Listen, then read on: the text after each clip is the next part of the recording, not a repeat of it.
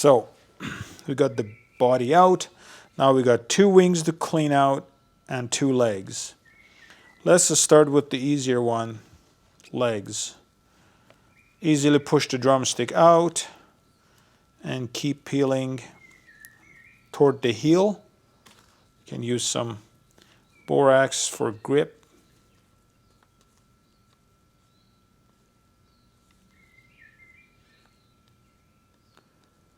On a small bird like this, I would like to stop right at the heel. If it was a larger bird, I'll keep going because there is meat behind the heel, but not on a small owl like this. Whatever is there, we can fix it with injection later on. Okay, and then I cut all the tendons from both sides of the drumstick bone, either by your hand or your plier or tweezer. You can grab them from the base of the tendon and pull them out just like that. And there's a little bone in here. I like to get rid of it too. I don't like it. There you go.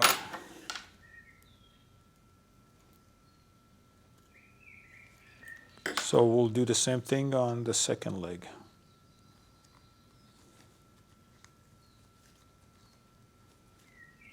Oh, this is the wing. Looking for the leg. Here we go.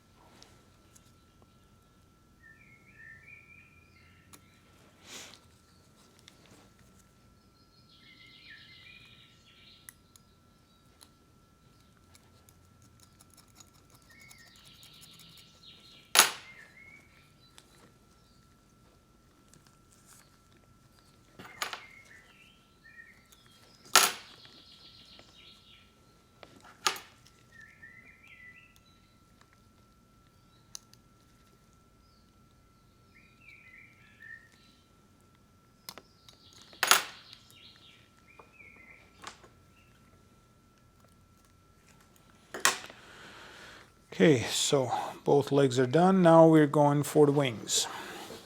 Wings are always a little bit more work. So the humerus part of the wing can be peeled back.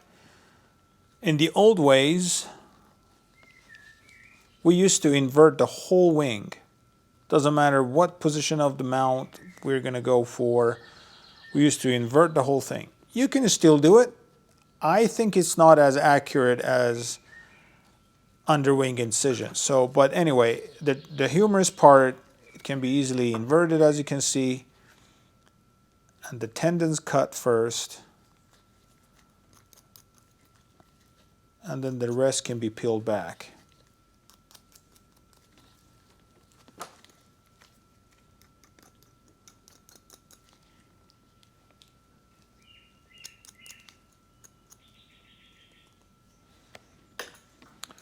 Okay, and I still have this much access to the ulna and the radius part of the wing. So what I do, I cut off the muscles from where they're attached to the humerus, cut the tendon part of the muscles. Okay. And then grab my tweezer, grab them, and try to pull out as much as I can.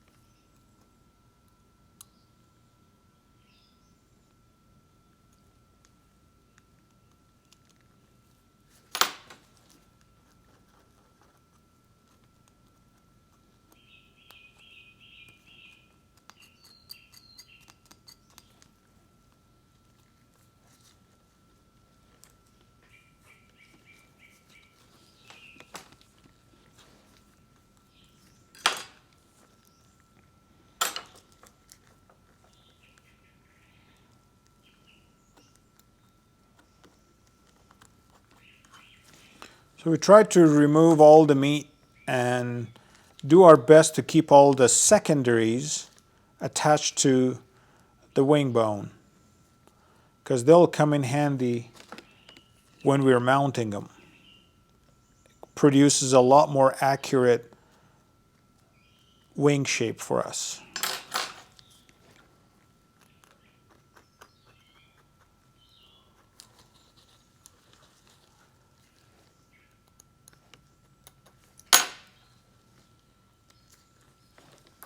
Okay, so this much I can peel off and cut off the wing from this side, and then the rest should be from outside.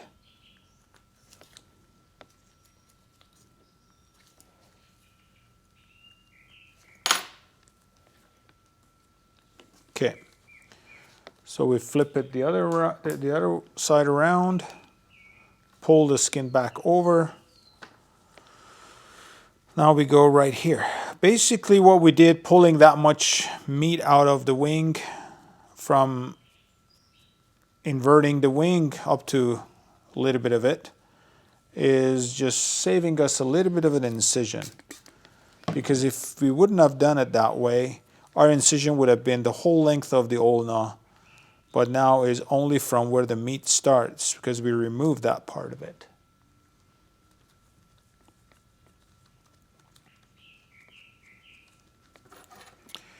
So gently pull the skin and give yourself a very gentle incision.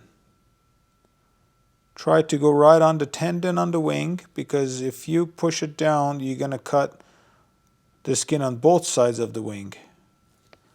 That's not what you want to do.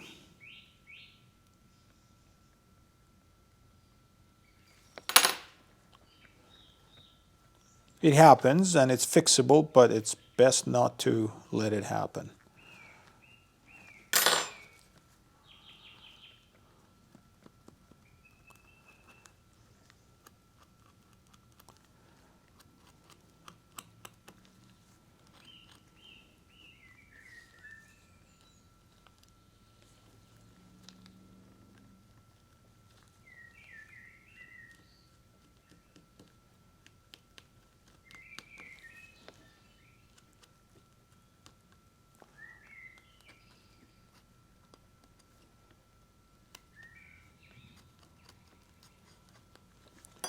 Okay, with your tweezer you can grab all the tendons and peel them outside or toward the wrist.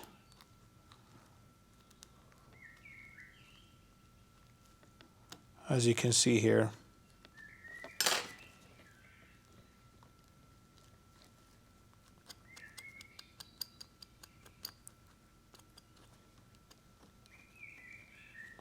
Is usually not as clean of a job or as fast comparing to the old method of inverting the wing. Inverting the wing was way easier for removing the meat, but the end result on this one, especially on standing birds, is so much better that I rather go through the trouble of underwing incision to have the accurate result at the end.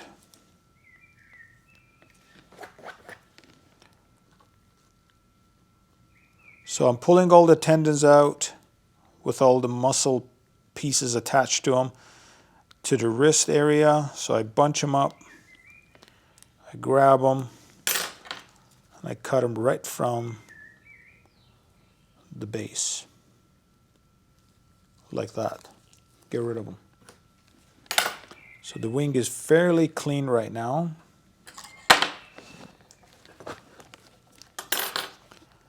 Just scraping that little last pieces of meat that I can see is still hanging in there. Yeah, I don't see anything else. So I have an incision, 2 bones, and wing skin. So I do the other side off camera so you don't get bored. Alright, so we got the whole bird skinned out. So the 2 legs are out here. And I'm going to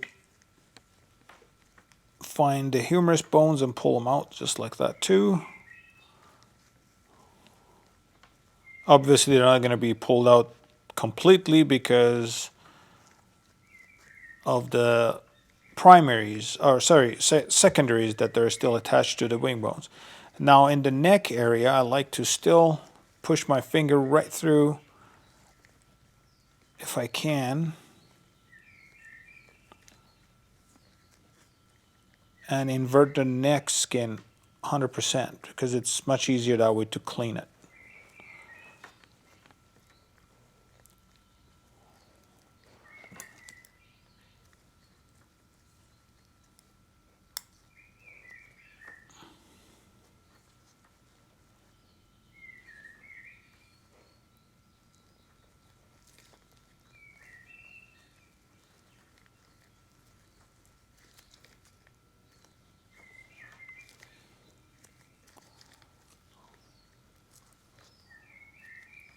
There you go. So this is the the head and neck skin fully out, and the tail, if I push it in, the tail would be inverted too. So 100% inverted, skin side out. So at this point, you're gonna do the fleshing. Fleshing means removing all the membrane, all the fat and everything, all the pieces of meat, making sure that your skin stays 100% tissue free and clean of fat and everything.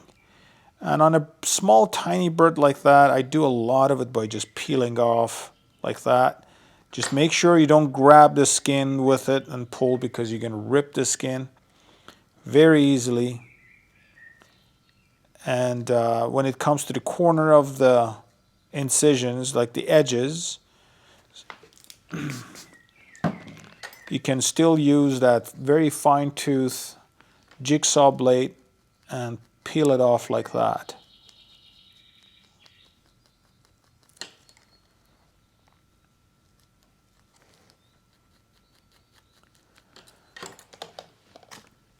A little bit of a borax will give you the proper grip so you can peel everything off without ripping the skin. Because if you're not feeling it properly, you're going to grab the skin thinking that it's the tissue or the fat layer, and then once you pull it, then you get a big scar and tear on the skin. You can always use this tool to give yourself a good edge, and then grab it and slowly peel it off. It's quite satisfying actually, till you make a rip. Then it would not be satisfying.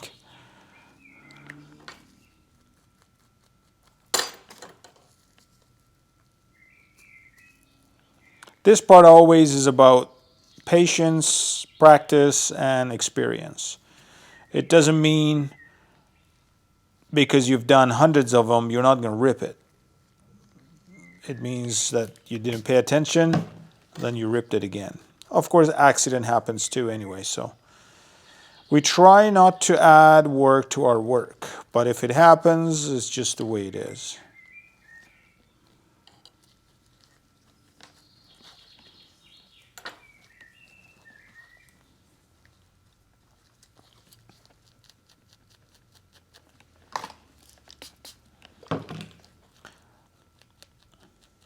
Keep your skin moist, and the fat will rejuvenate and peels off much easier.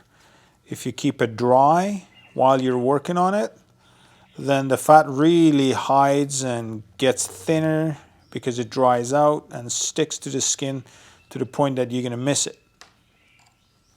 And then it will rejuvenate in the washing process.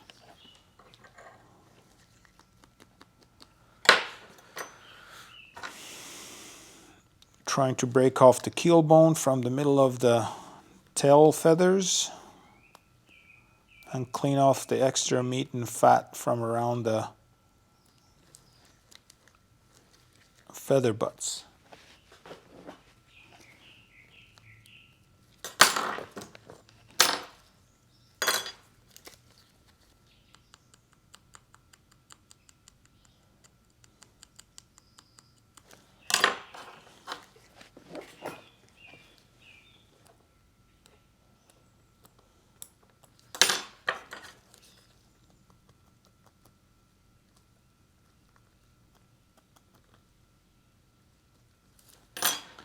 There is certainly time that you need to stop because you can overflesh. You don't want to overflesh. Overfleshing means being basically too obsessed with removing everything, and then the skin will get weaker and weaker. You just want to remove the fat, and the biggest reason for removing fat in my books is that the fat will always dry much faster than the skin. And while it's drying fast, anything that dries fast will create problem. From clay sculpture to anything else, drying fast means losing water fast. And once it's fast, it's going to create a lot of shrinkage. Anything or cracks in clay. If everything dries out slowly, then you will have the least amount of problem, the least amount of shrinkage, and also less shifting of the skin, therefore no feathers misalignment from outside once the mount is drying. It's funny that we're trying to remove all its own fat, but we will add some extra oil and moisturizer to it when we're mounting, so it slowly dries, not right away.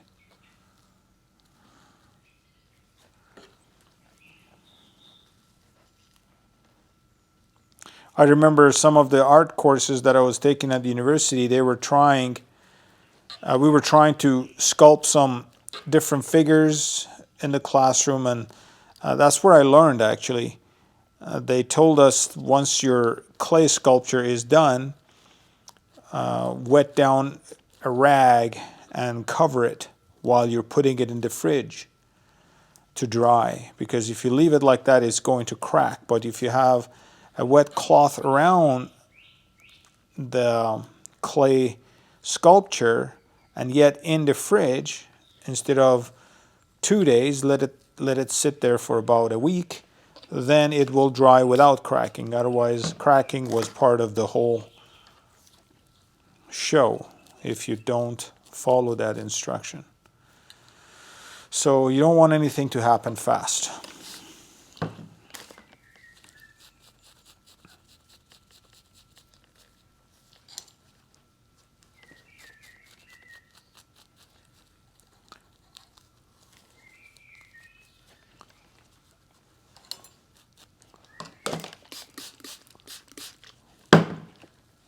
And if you find yourself a method or a system to go all over the skin, it'll ensure that you won't miss any part. I like to start from the bottom toward the head and going from the edges toward the middle of the body. So it's quite easy to follow that routine, making sure that everything is taken care of. So when it comes to areas like the scalps and basically areas that you have your feather tracks, that they have more fat trapped between them, the only way that you can remove them is you just remove the surface skin of the fat and then grab your needle tool and separate all the feathers. Because all these feather quills inside the skin, they're all attached with fat. If you just separate them, you don't need to remove anything much. If there's something piling up, sure, remove it. But don't worry about the fat layers that they're connecting the feather butts together.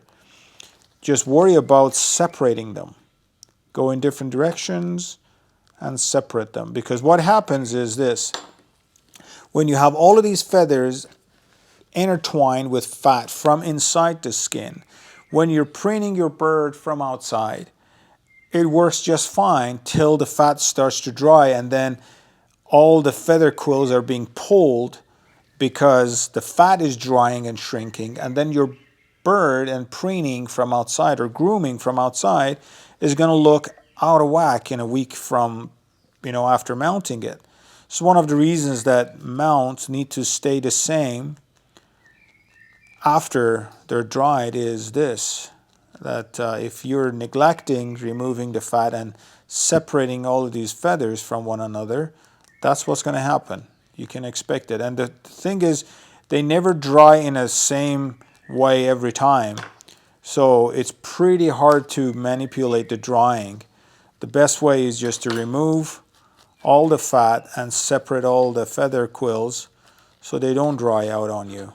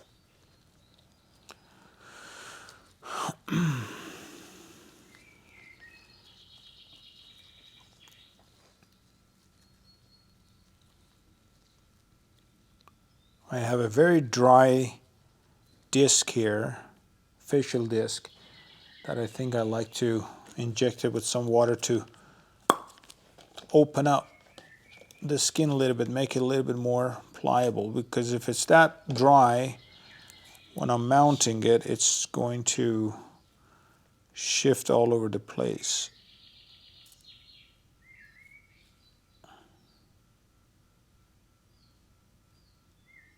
There you go. That was a good injection. Went right between the skin.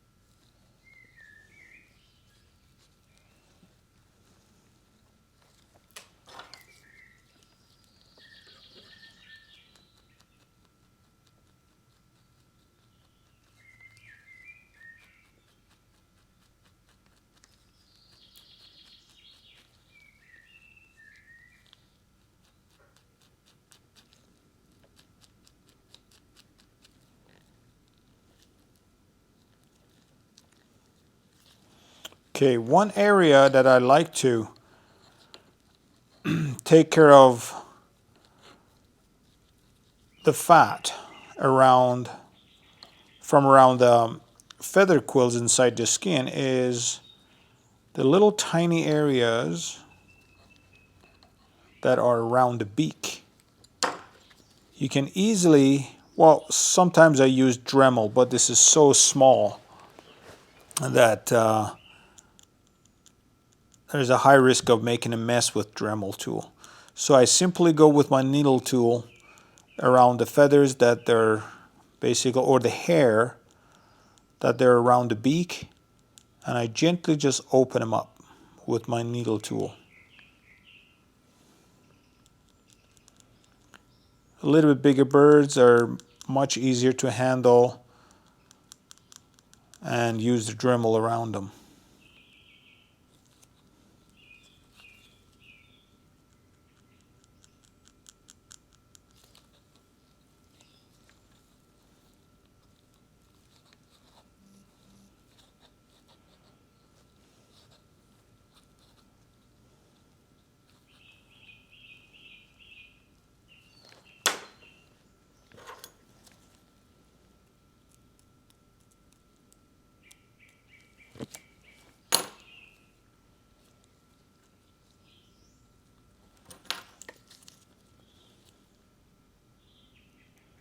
Got way too much membrane on one side here, so I have to use my scalpel to peel it off actually.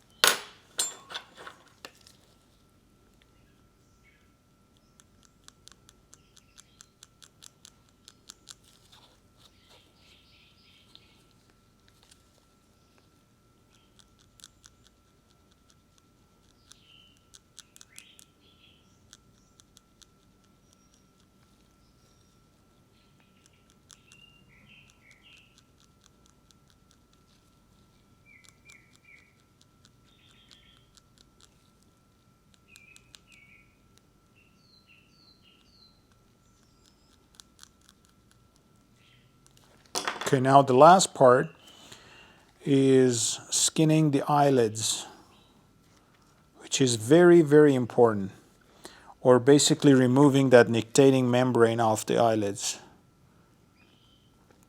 If the bird is not too dry, just like me, that I'm doing it right now, you can easily peel it off and cutting it from the eyelids with your scalpel. But if it gets too dry, by the time you're doing it, you're going to have to inject it with some water so it'll plump up with water, and in a matter of a minute or two, it'll be so rehydrated and fresh that you can easily peel off the nictitating membrane.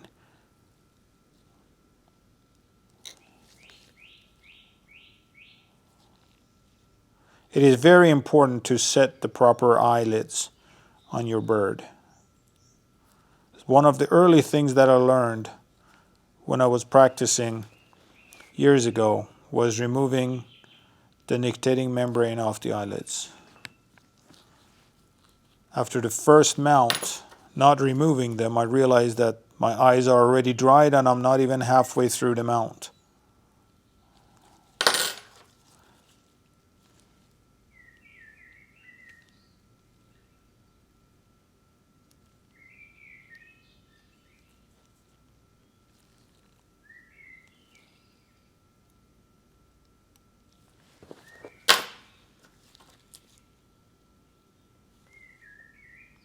Okay, it's done on one eye.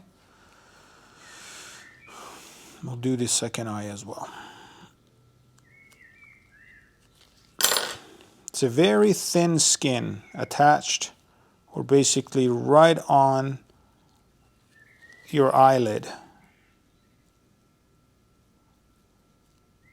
With any tool that you can, peeling it with spatula like this and then using the scalpel to cut it right from the black eye ring.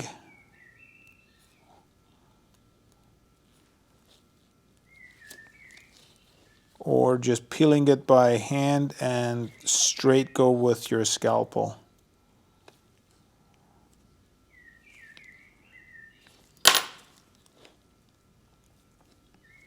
Of course, on larger birds is much simpler to show. You might be enlarging the screen right now on your computer and you're still not seeing exactly what I'm doing, but that's all I can do to show you, and hopefully for a larger bird we'll have better results in the video.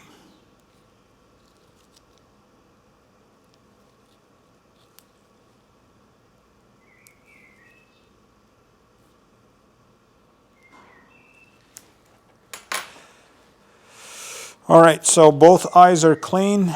The skin is super clean. I have fairly separated these feathers. Yeah, these are good. No, actually that's the back side that I did. I've not even finished this one. Yeah, the breast feathers, I didn't even work on them. almost forgetting him. There's so little on it that it looks like it's so clean, but if you pay attention, all the feathers are still attached. So get your needle tool and separate them all.